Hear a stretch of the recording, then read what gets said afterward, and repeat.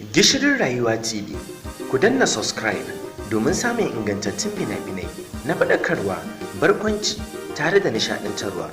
Sannan kar ku manta ku danna alamar ƙararrawa wanda za ta dinga tunatar muku da zarar mun dora. Gishirin Rayuwa TV.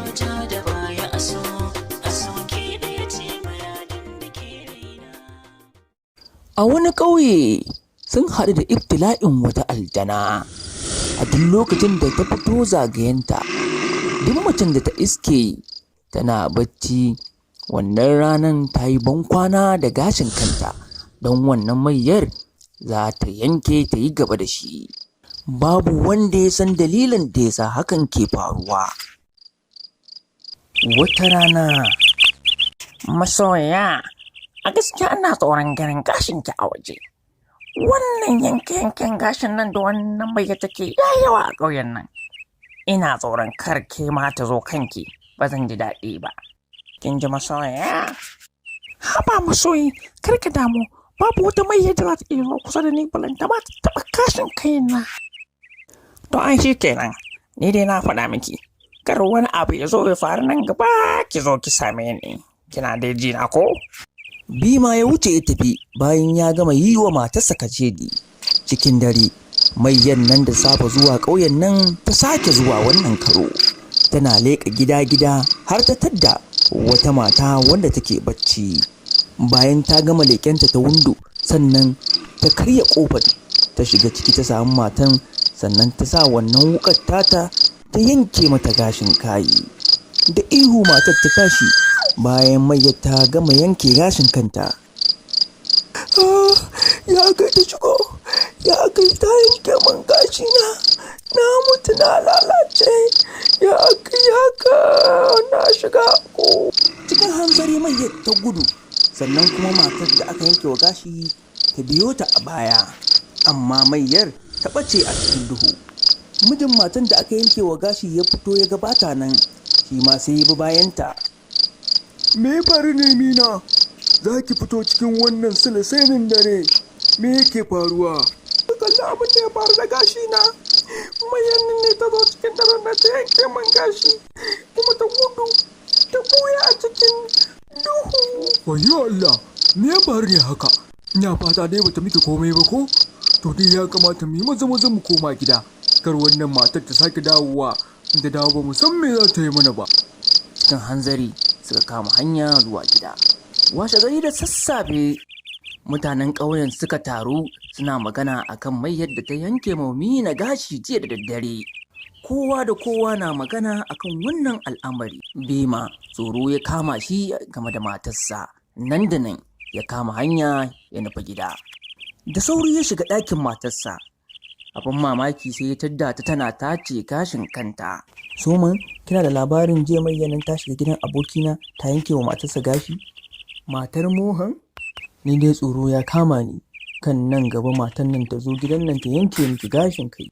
Haba mijina, kar ka damu, ka daina damun kanka, babu wani abin da zai faru da ni, ka ji ko? Soman, ya naga gashin ki yana da yawa kullum, me yake faruwa ne haka? Abin mamaki, a koda yaushe idan na shigo sai naga gashin ki ya daɗa yawa. Haba, kai ka san koda yaushe ina kula da gashina, dole kullum ya dinga yin tsawo. To ai shikenan, bari in je gidan abokina Mohan.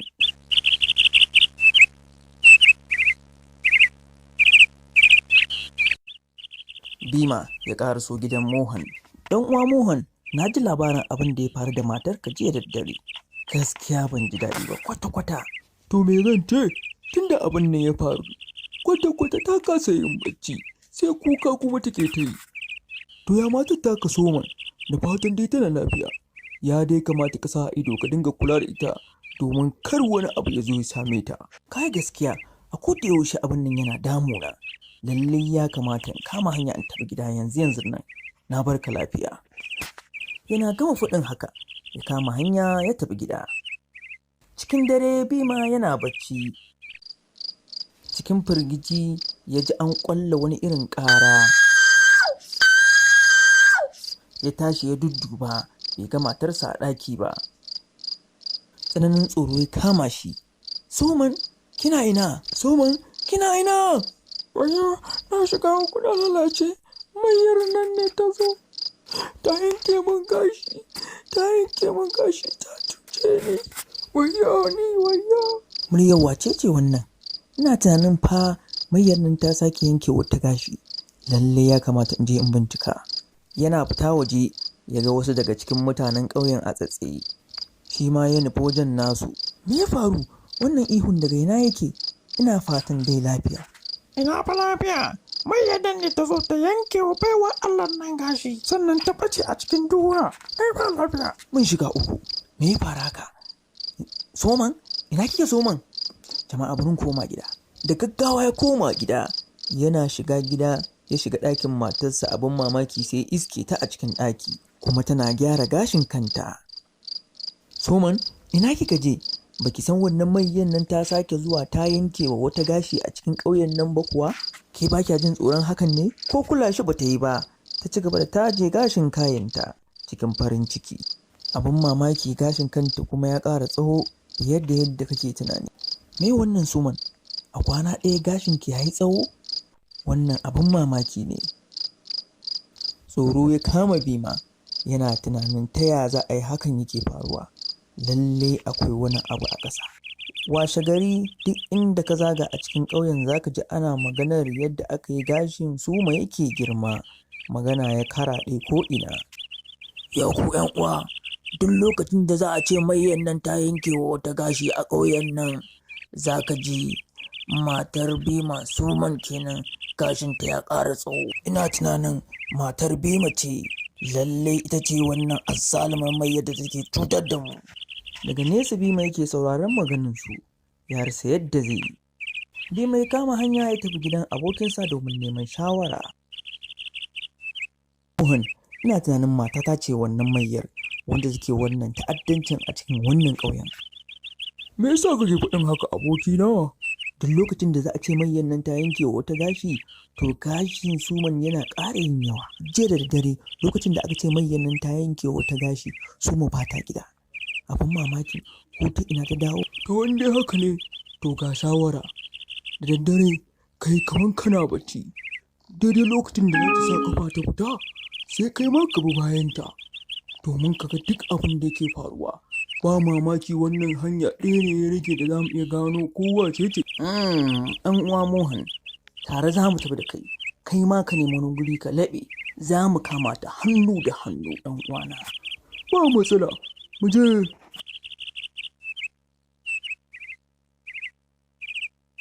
Dukkansu suka dawo gidan Bima. Mohan ya ɓuya a bayan durowa. Cikin dare Bima ya kamar yana bacci.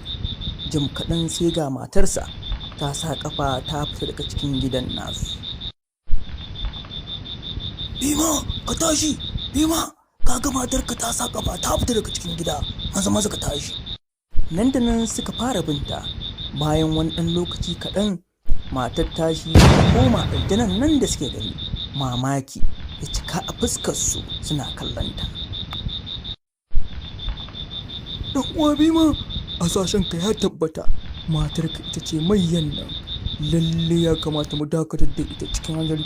Me ya kamata mu yi? Ya kamata mu yi hanzarin yin wani abu. Yadda ta rikiɗan nan, lalle idan ta shiga cikin gari za ta yanke wa wata gashi yau din nan. Amma dan uwa Bima, me yasa sirka take yanke wa mutane gashi a cikin garin nan? Ina zan sani dan uwa? Ka tambaye ta idan muka haɗu da ita. Ka ji ko dan uwa? To mu bi ta. Nan da nan suka ci gaba da binta.